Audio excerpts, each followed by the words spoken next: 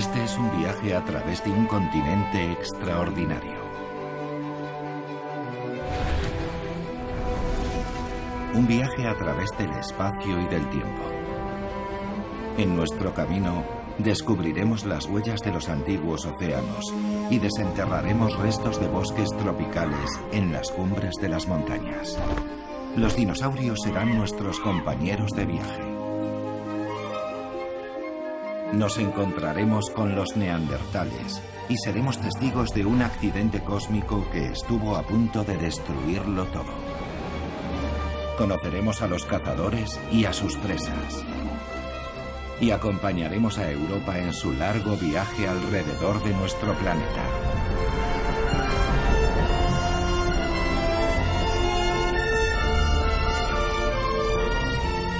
«300 millones de años». Primera parte. La gran colisión.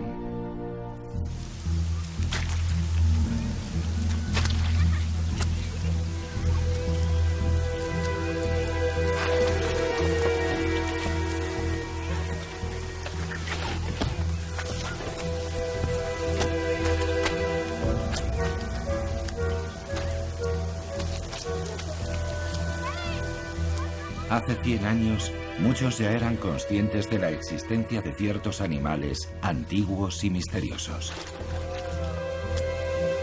Una y otra vez salían a la superficie evidencias de una Alemania mucho más antigua, un lugar habitado por extrañas criaturas. Este solo fue un hallazgo más de aquellos tiempos prehistóricos. Los huesos de un animal legendario. La era de los dinosaurios había comenzado. Ellos dominarían la Tierra durante los siguientes 150 millones de años.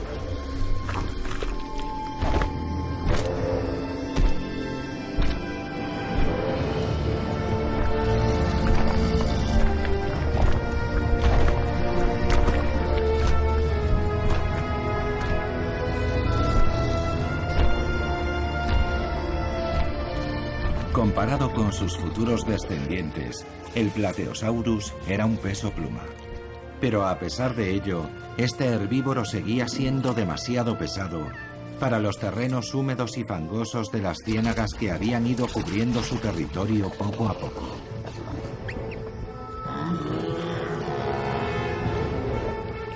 El viscoso limo los engullía como arenas movedizas.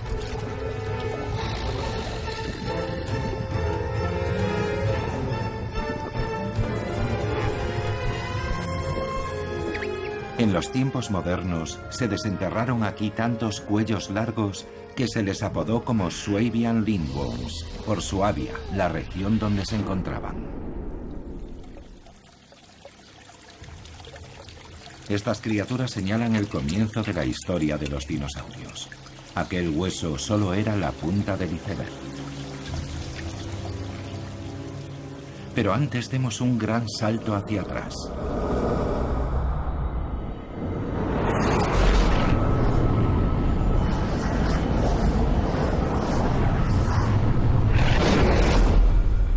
El joven planeta Tierra todavía era una resplandeciente bola de fuego. No había aún ninguna señal de nuestro planeta azul. Poco a poco nuestro candente planeta se enfrió. Aparecieron ríos, lagos y océanos. Fue entonces cuando del mar surgió el primer precursor de Europa. El continente apareció a miles de kilómetros de distancia, al sur, en el Ecuador.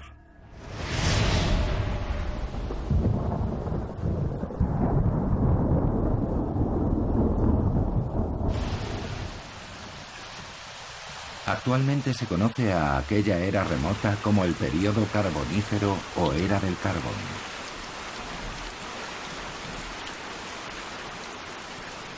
Entonces reinaba en los bosques una atmósfera extraña. Las aves aún no existían.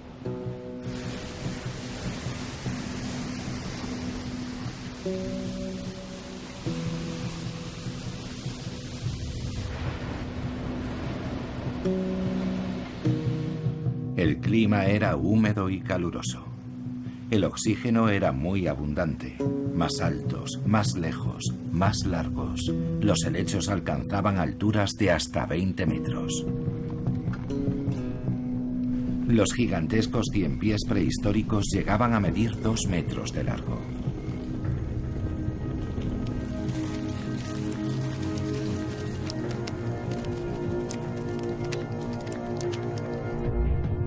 Los caudados fueron los primeros vertebrados que salieron a tierra firme. En pocos millones de años estos anfibios desarrollaron patas y pulmones.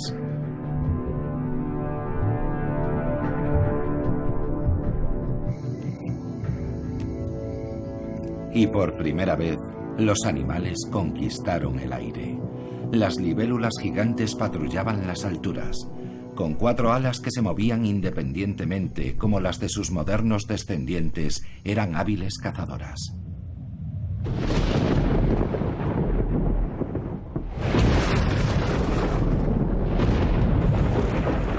Los antiguos bosques tropicales producían enormes cantidades de oxígeno. Bastaba un trueno para que la explosiva mezcla de aire entrara en combustión.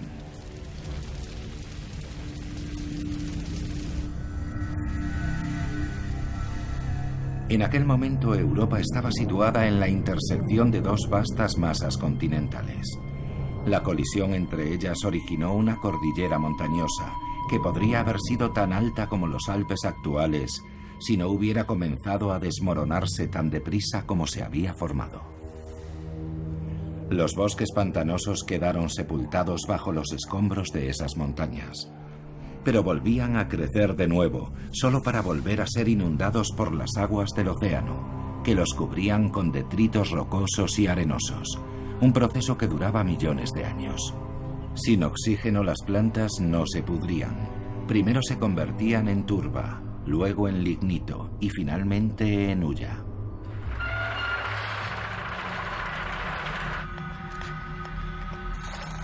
La carrera por la extracción del carbón comenzó en Inglaterra hace 700 años.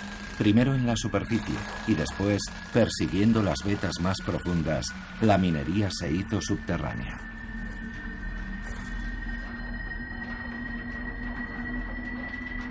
La energía almacenada inicialmente en las plantas iba una vez más a salir a la luz.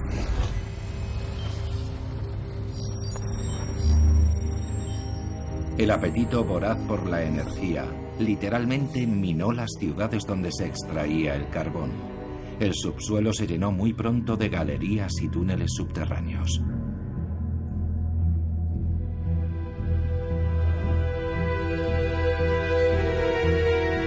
Mientras tanto, en la superficie se construían centrales eléctricas alimentadas con carbón. Esas instalaciones convertían los combustibles fósiles en energía, contribuyendo así al progreso y al crecimiento económico.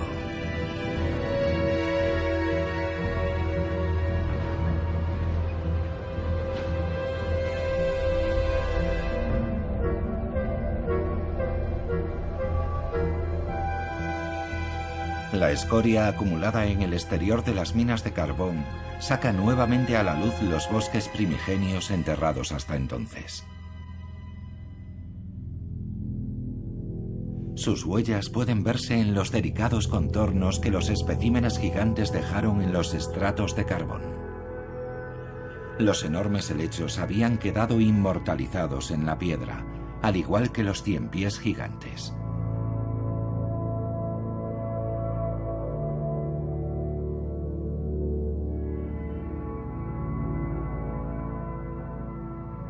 Los troncos de 40 metros de altura de los árboles sigilaria también habían dejado su huella.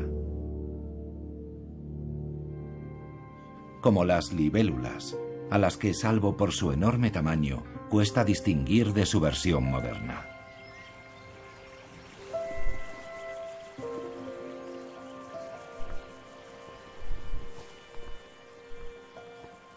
El diseño de la espectacular libélula apenas ha cambiado en millones de años.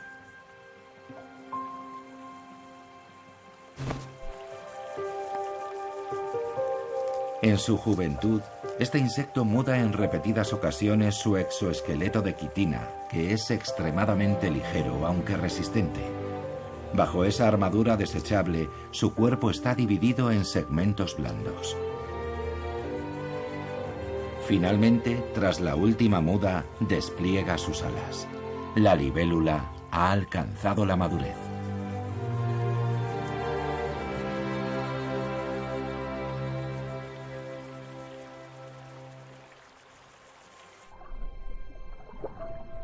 Los descendientes de los caudados tampoco se han reinventado a sí mismos. Aún pasan su infancia en el agua, respirando a través de branquias.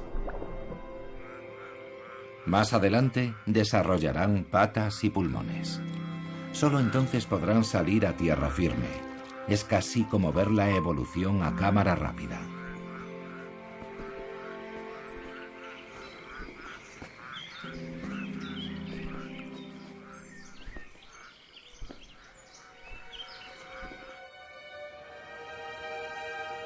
En la Europa central de la prehistoria, aquí se alzaba una enorme cordillera montañosa, de la que no queda ya casi nada. La erosión desgastó esa cordillera del período carbonífero prácticamente hasta su desaparición. La erosión de sus cumbres llenó los valles de rocalla. Lo que queda son los vestigios de las cordilleras del Carbonífero del sur, del este y del oeste de Europa occidental. Los Sudetes, el macizo del Rin y las Árdenas. A menudo el agua se acumulaba sobre los estratos arcillosos impermeables del suelo de los valles, creando lagos. Contemplando el verde paisaje actual, cuesta imaginar que antaño se agitara aquí un océano primigenio.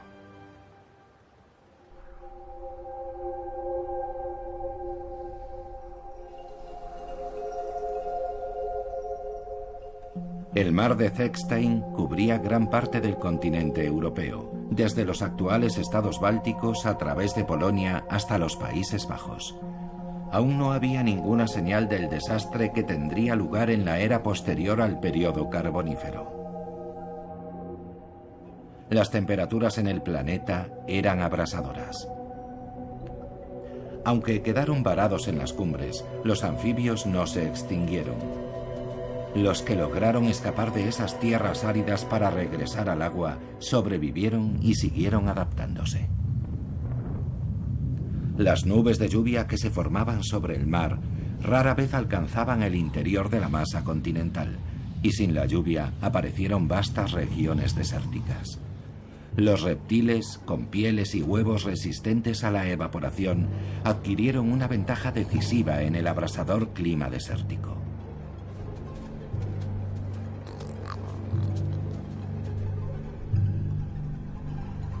Durante un periodo de 150 millones de años, las cordilleras montañosas cubiertas por el océano se fueron erosionando y luego se volvieron a secar. Lo que quedó fue un paisaje de valles polvorientos atravesados por profundos ríos y arroyos. Los peces del fango encontraron una forma ingeniosa de salir del agua. En vez de pulmones desarrollaron cámaras branquiales que llenaban con agua que enriquecían constantemente con oxígeno, boqueando mientras avanzaban por la tierra. Los peces del fango no son el vínculo entre los peces y las criaturas terrestres. Al contrario, son la prueba de que, para cada reto, existen varias soluciones. Cualquier animal tardaría millones de años en dar el salto desde el agua a tierra firme. Los cangrejos también dieron ese salto. Cuando la marea baja, buscan comida en la arena. Por muy diversas e ingeniosas que puedan parecer las adaptaciones de los animales y las plantas, la naturaleza, sin embargo, los obliga a empezar de cero una y otra vez. A finales del período pérmico, se había extinguido el 80% de todas las especies animales terrestres y marinas. Es muy probable que una serie de erupciones volcánicas aceleraran su desaparición.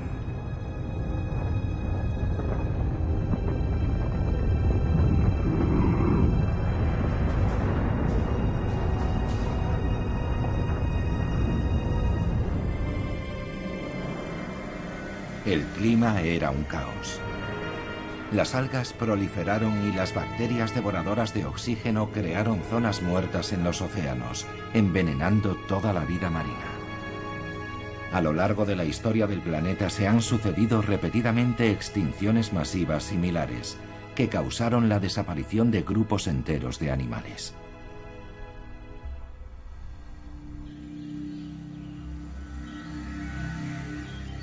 Incluso hoy siguen estando presentes las evidencias de los desiertos prehistóricos.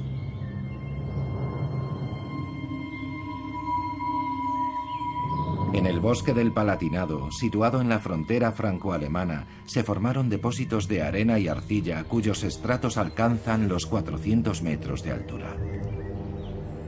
La colorida arenisca cubría antaño todos los valles, incluido todo el bosque del Palatinado. Pero el viento y el agua erosionaron casi por completo la piedra sedimentaria, que era muy porosa, creando extrañas formaciones rocosas.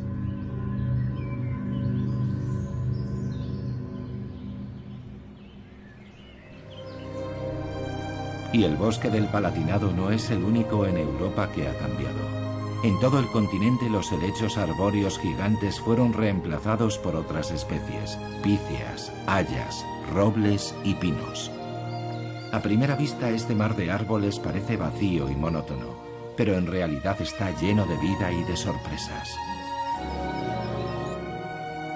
En el sur del continente, el pino mediterráneo cubre todo el paisaje. En Europa central y oriental es el haya, y más al norte se extiende la taiga.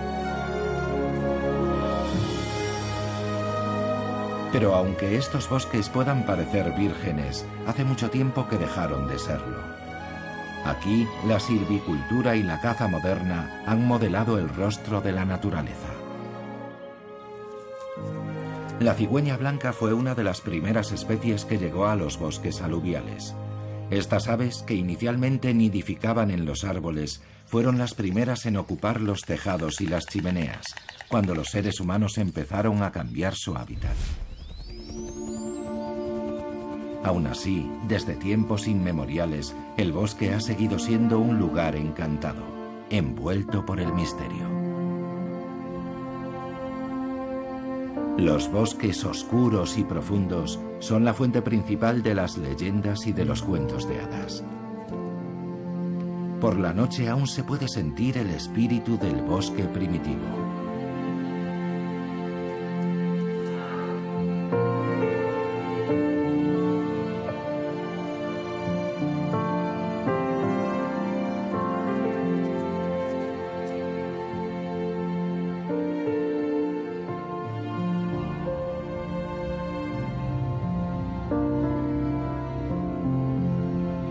Sin embargo, en algunos lugares, el sueño del antiguo bosque se convirtió en una pesadilla. Durante siglos, el carbón almacenado durante el periodo carbonífero se esparció por la atmósfera desde los hornos y las chimeneas de las fábricas, impulsando el cambio climático.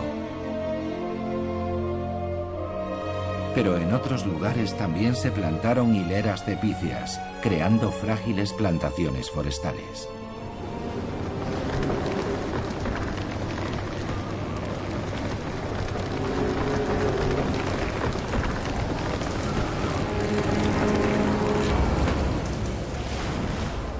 Una fuerte tormenta invernal puede arrancar a su paso los árboles de raíz y destruir todo el bosque.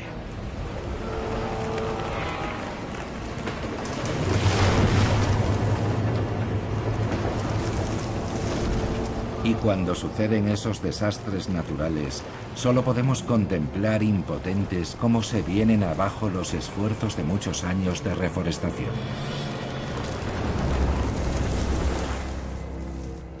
En el Parque Nacional de Baviera se han establecido las denominadas células forestales, áreas en las que los árboles caídos no se tocan, permitiendo que el bosque se regenere mediante sus propios mecanismos. Así queda abierta aquí la temporada de caza para los insectos. Los voraces escarabajos de la corteza pueden hacer su destructivo trabajo sin ser molestados. Estos escarabajos depositan en la madera sus huevos, y cuando estos eclosionan comienza el festín. Al igual que una plaga bíblica, los insectos arrasan el bosque de Picias. Pero todo final lleva consigo la semilla de un nuevo comienzo. Aunque de forma involuntaria, la perniciosa plaga ayuda a que surja un mundo nuevo, más natural y lleno de color.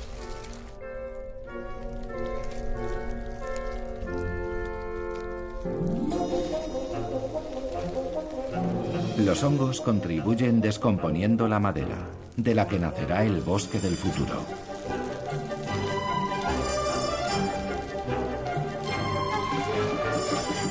Las setas crecen a una velocidad asombrosa. Prácticamente surgen de la noche a la mañana.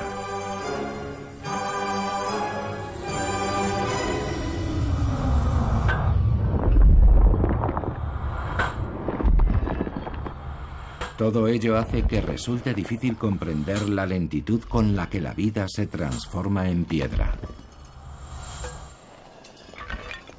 De hecho, aun cuando parezca inmóvil, la naturaleza siempre está en un estado de cambio permanente. Continentes enteros migran, animales y especies vegetales desaparecen y surgen otras nuevas. Pero para nuestra percepción, los periodos de tiempo son tan gigantescos que solo podemos intuir el alcance de los cambios.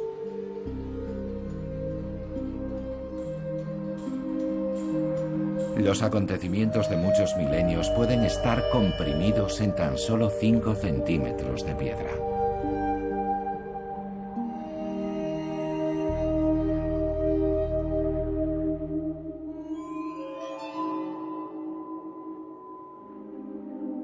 En una cantera de Baviera se revelan las evidencias de la prehistoria. Cuando se excavan sus diferentes capas, salen a la luz nuevos testigos silenciosos de una era desaparecida. Entonces toda la región estaba al borde del mar, con lagunas superficiales cerca de la orilla. Bajo el agua, los arrecifes de corales cubrían la costa. Pero en las proximidades de la orilla, las cosas comenzaban a agitarse.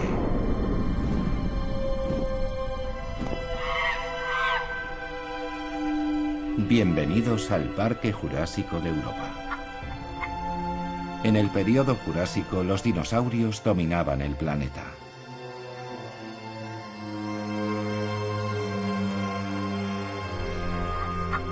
Hábiles voladores, cazadores veloces y gigantes blindados, los dinosaurios conquistaron prácticamente cada rincón de cada hábitat.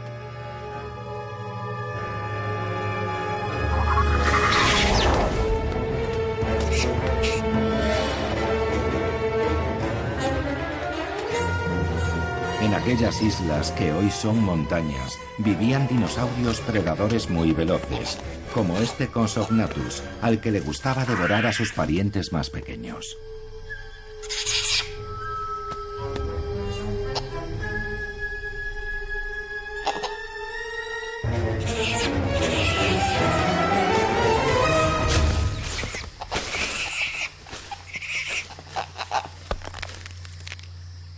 Aquella era salvaje fue testigo del nacimiento de una extraña criatura, con garras y una larga cola ósea.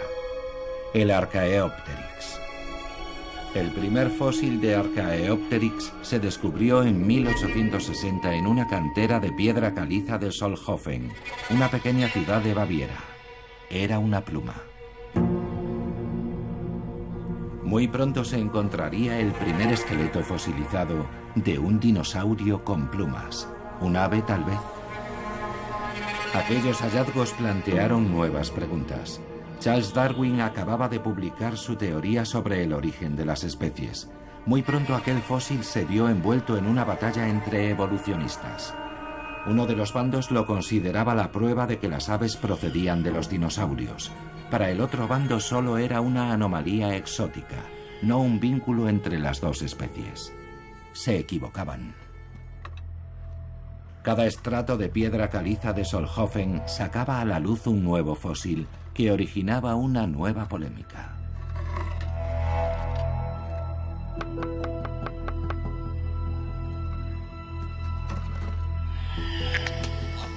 Un descubrimiento que nadie había imaginado. El Archaeopteryx no era el primer dinosaurio con plumas. Pero si el plumaje de ese pequeño dinosaurio predador no servía para volar, ¿para qué lo tenía? Los reptiles actuales tienen la sangre fría. Toman baños de sol para acumular calor. Antaño se creía que los dinosaurios hacían lo mismo, pero las criaturas del Jurásico solo nos dejaron algunas piedras para descifrarlo. Aunque esas piedras tienen mucho que contarnos, siempre que sepamos escucharlas. En ocasiones en el interior de los fósiles se conservan delicadas estructuras.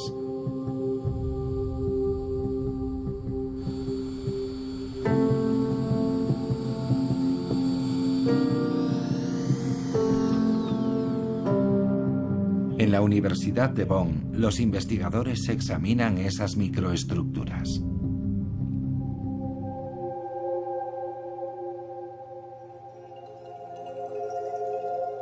Los científicos han descubierto en el interior de los huesos de los grandes dinosaurios herbívoros anillos de crecimiento similares a los de los árboles.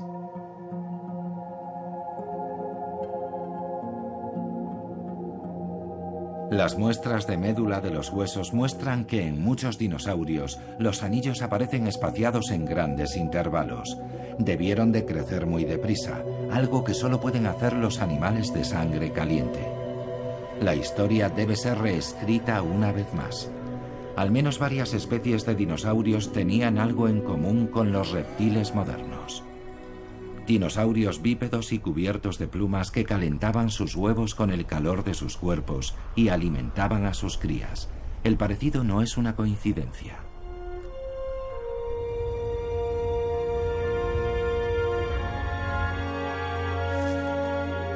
El águila real, que aquí sale en busca de una presa, desciende de los dinosaurios, al igual que el mirlo común y la golondrina.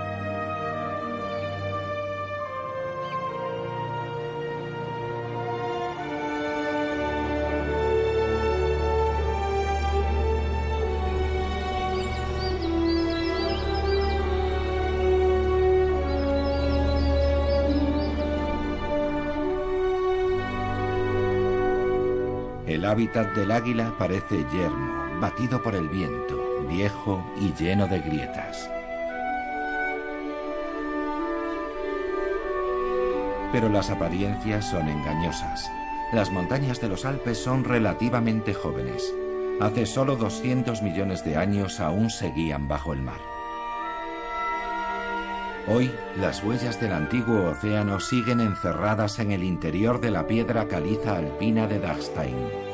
Desde hace tiempo, las misteriosas huellas del macizo de Dachstein nos plantean preguntas desconcertantes. Estos son los descendientes de los habitantes de un océano cálido, del que los Alpes aún tenían que emerger. Entonces, gran parte de la región alpina tenía el aspecto de un paisaje tropical submarino. Más al sur, una profunda fosa separaba el continente africano del continente europeo. El mar llenaba esta fosa, y las playas estaban delimitadas por arrecifes de hasta 1000 metros de altura.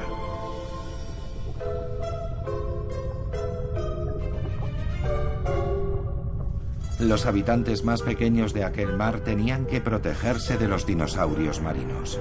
Incluso en la oscuridad, los arrecifes alpinos no eran un lugar seguro.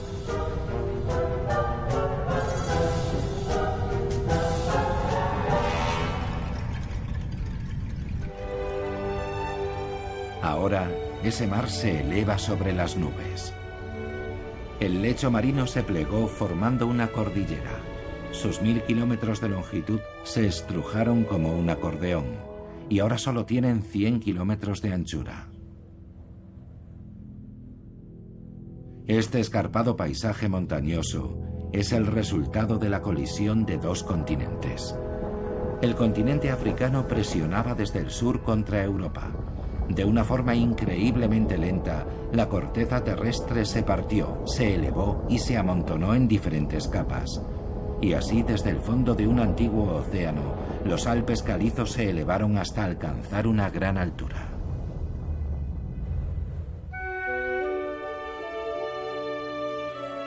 El antiguo lecho marino se transformó y aparecieron los acantilados rocosos, desde los que el agua caía libremente con toda su fuerza. La energía constante del agua volvió poco a poco a erosionar la montaña.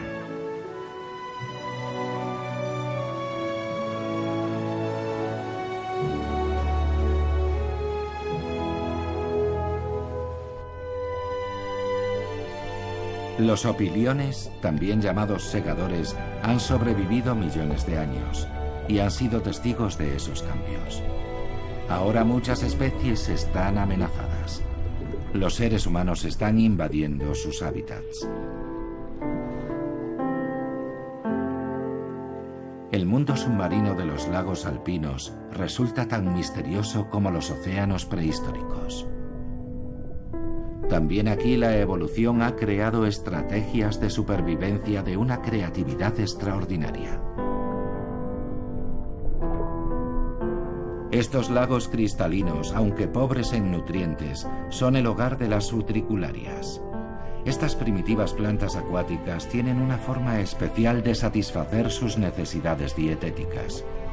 Para obtener el nitrógeno que necesitan, las utricularias complementan su dieta con pequeños cangrejos y lombrices. Los animales más pequeños quedan atrapados en sus vejigas, donde son digeridos lentamente por esta planta carnívora. En la era de los dinosaurios, el antepasado prehistórico del lucio también cazaba en estas aguas.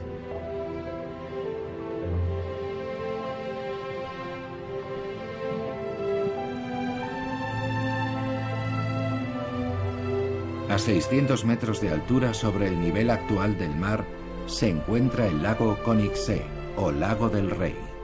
Aquí, el lucio y las plantas carnívoras cazan sobre los vestigios de los arrecifes de coral, que se elevaron hasta una altitud muy superior al límite arbóreo.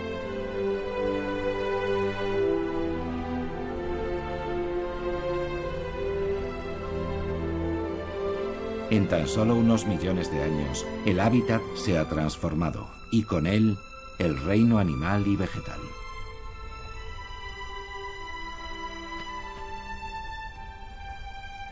La marmota, que vive a una altitud de 1000 metros, está perfectamente adaptada al clima alpino. A diferencia de otros mamíferos, es incapaz de jadear para enfriar su cuerpo. En un clima más cálido, la marmota no sobreviviría a los rigores de sus continuas guerras territoriales.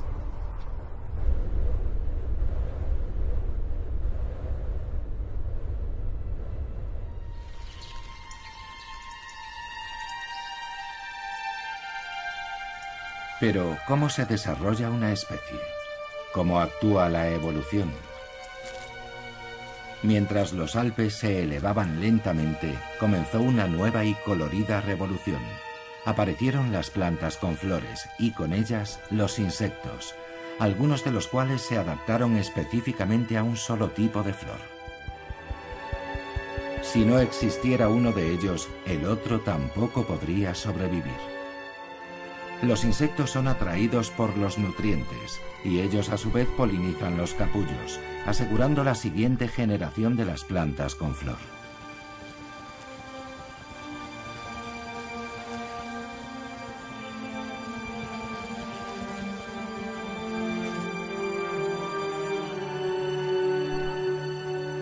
Aún se desconoce exactamente cómo empezó esta interacción o adaptación mutua.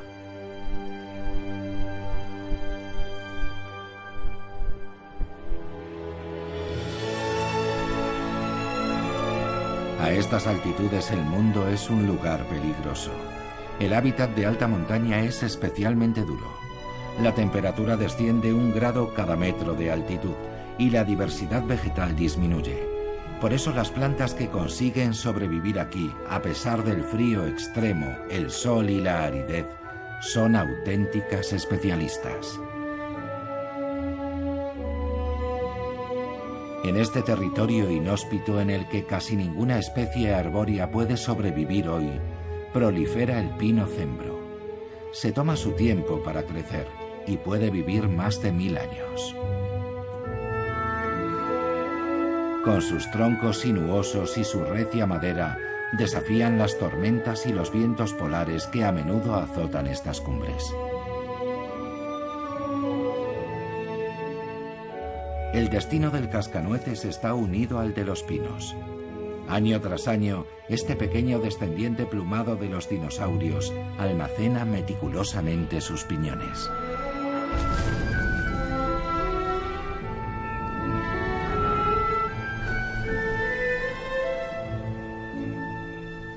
En otoño, un solo pájaro es capaz de guardarlos hasta en 6000 escondrijos.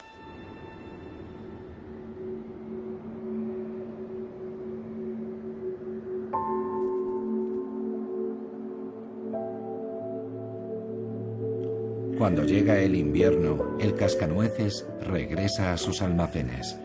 Puede recordar la mayoría de ellos, pero no todos. Muchas de las semillas olvidadas en esos escondrijos brotarán en primavera, permitiendo que crezcan nuevos árboles.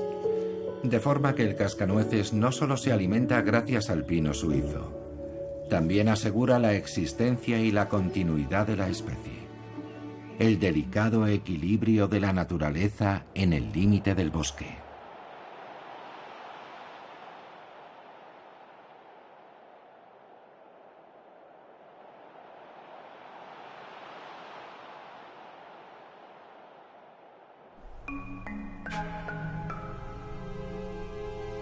Lo que antaño era el fondo del mar, hoy es el reino de los acróbatas.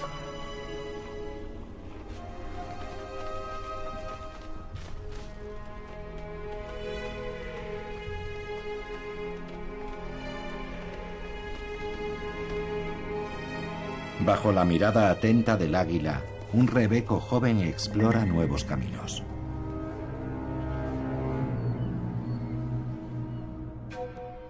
A pesar de ser escaladores consumados, los desprendimientos y las avalanchas de rocas a menudo causan muchas víctimas, sobre todo entre los más jóvenes. Las águilas aparecen en escena inmediatamente. Las cabras salvajes y los rebecos recorren las escarpadas laderas rocosas de la montaña en busca de una sustancia esencial, la sal.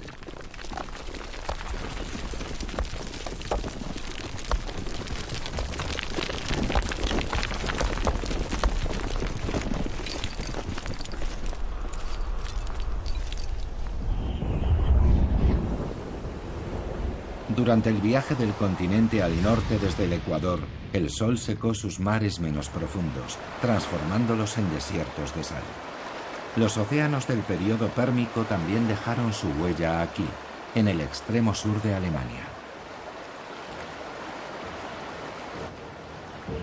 Actualmente esos estratos salinos atraviesan las rocas de los Alpes de Berchtesgaden.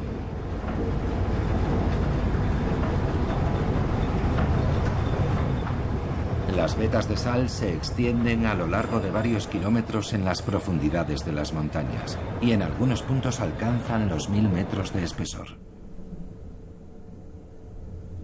Cuando los Alpes empezaron a elevarse, los depósitos de sal también emergieron de las profundidades, deformándose a medida que se desplazaban. Su dibujo muestra claramente la elevación de la cordillera.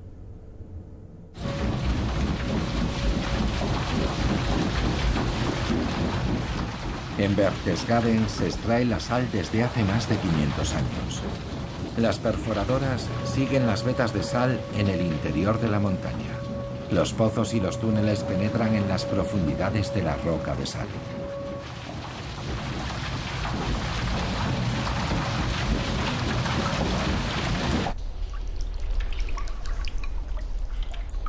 El agua de la montaña también se ocupa de su extracción, lavando la sal encerrada en la piedra.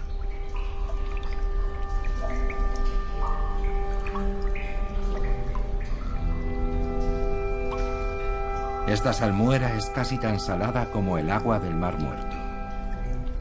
El viejo ciclo se repite una y otra vez. Cuando el agua se evapora, queda la preciada sal.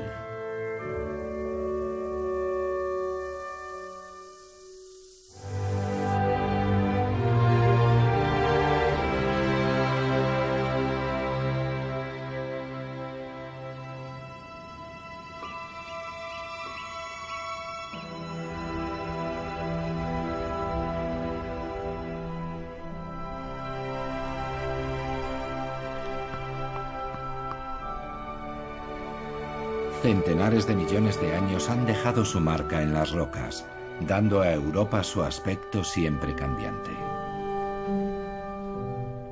Durante todo ese tiempo, los Alpes han crecido hasta convertirse en una gigantesca cordillera. Actualmente, sus picos son los más altos de Europa. Y el macizo alpino sigue elevándose. Pero donde hay una cordillera siempre existirá la presencia constante del hielo, el viento y el agua. De no ser por la erosión, los Alpes ahora tendrían 30 kilómetros de altura. Cada arroyo arrastra un trozo de la cima hasta el valle, piedra a piedra. El precursor del Mediterráneo antaño cubría amplias zonas de la Tierra. Y fue de ese océano de donde surgieron los Alpes, creando un río que ahora fluye por 6 países europeos, el Rin. Su historia comenzó hace 50 millones de años. El Rin nace en Suiza, a gran altura sobre el nivel del mar. En su camino, serpenteando a través de los valles, el Rin desciende desde una gran altitud.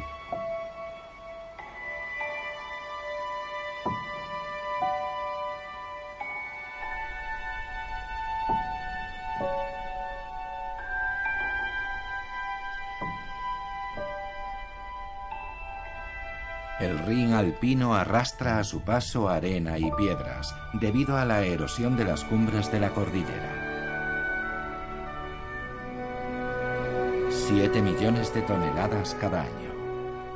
Todas se depositan poco a poco en el lago de Constanza. El río rellena así la depresión creada por los glaciares de la edad de hielo.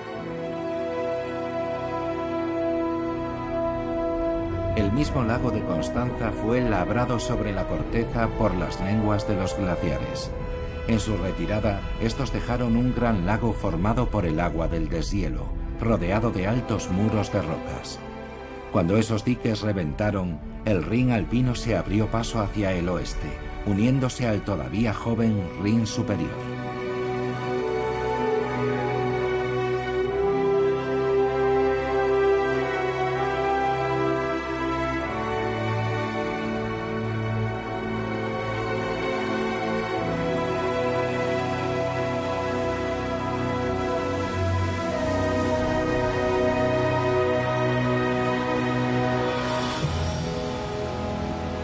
En las cataratas del Rin, muy cerca de Schaffhausen, Suiza, caen hasta 700 metros cúbicos de agua por segundo.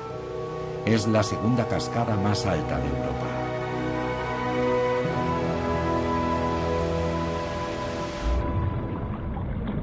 Para los peces, el viaje río arriba acaba aquí, salvo para la anguila. Sus raíces se remontan a hace millones de años. Desde la perspectiva evolucionista, la anguila es un diseño antiguo, pero que bajo ningún concepto está anticuado. La anguila puede salir de su elemento para evitar las cataratas a través de una ruta terrestre.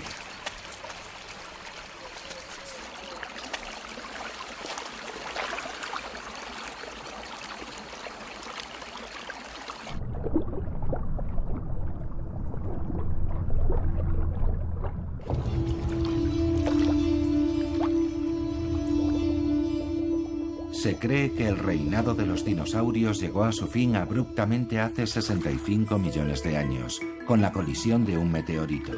Pero ese no fue realmente el final de su historia. Sus garras solo recuerdan ligeramente a los dinosaurios predadores de los periodos Cretácico y Jurásico. Pero el mirlo acuático es uno de sus descendientes vivos.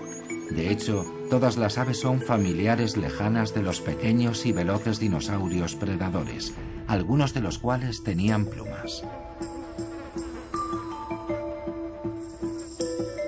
La lavandera cascabeña es una diestra cazadora de pequeños insectos, pero sus antepasados difícilmente se transformaron en acróbatas aéreos de una generación a la siguiente. Como todo en el curso de la vida, también esa transformación fue probablemente un proceso salpicado de formas intermedias y transiciones.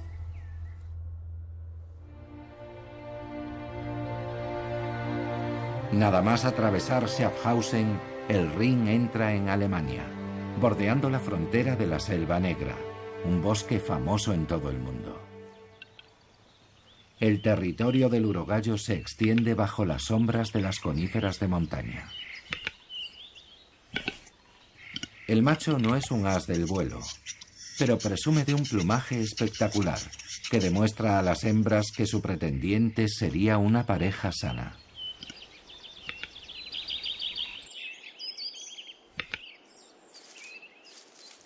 Sus crías serán un poco diferentes a sus padres. Aquellos que pasen sus genes a la siguiente generación definirán las condiciones en su entorno, tal como ha sucedido en el mundo durante 4.000 millones de años. Funcionó. Las hembras acuden alborotadas.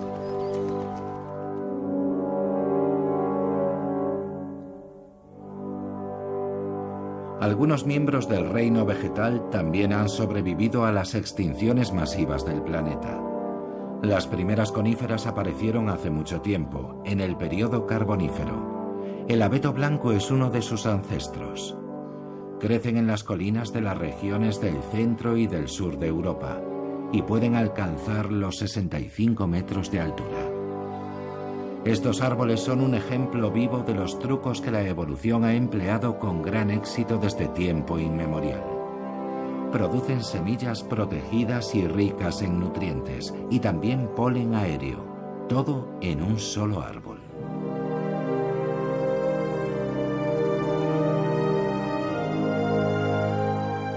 El río Butak nace al sur de la Selva Negra.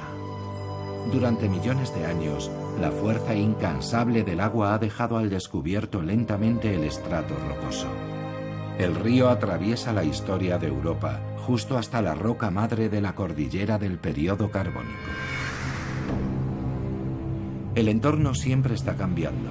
La Selva Negra vista desde el aire junto al Rin es como una ventana al interior de la Tierra. Aquí se dividió un continente. Hacia el oeste, la planicie superior del Rin, una fosa abierta como un brazo del océano, atraviesa Alemania. Hace 50 millones de años, cuando el sur de Europa central se elevó como consecuencia del empuje de los Alpes, el océano se retiró, dejando atrás el Rin superior. El río eligió un lecho inestable. La corteza terrestre aquí es especialmente fina. A menudo el magma se abría paso hasta la superficie.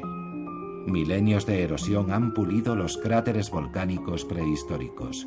Todo lo que queda de ellos son las laderas en forma de terrazas de Kaiserstuhl, algo así como la Toscana del Rin superior.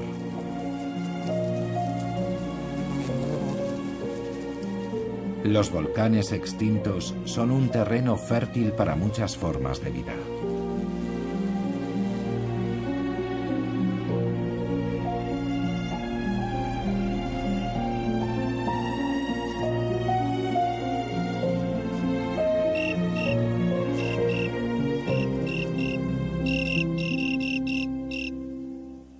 La jungla de hierbas y flores proporciona el camuflaje perfecto a esta extraordinaria cazadora, la mantis religiosa. Es la época de celo y la hembra está hambrienta.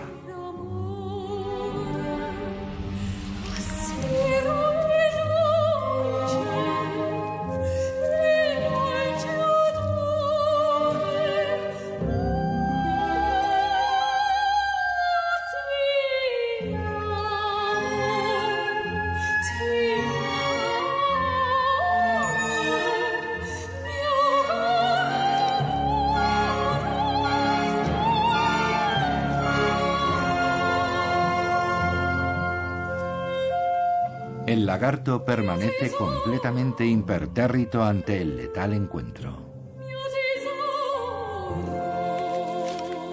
A diferencia de sus antepasados, millones de años atrás.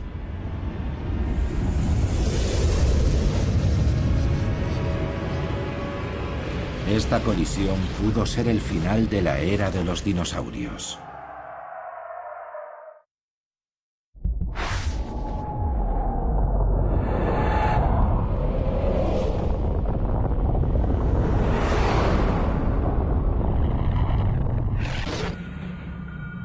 La explosión lanzó gigantescas cantidades de polvo a la atmósfera terrestre. Durante meses el Sol permaneció oculto y las temperaturas cayeron drásticamente. Más de la mitad de todas las especies desaparecieron.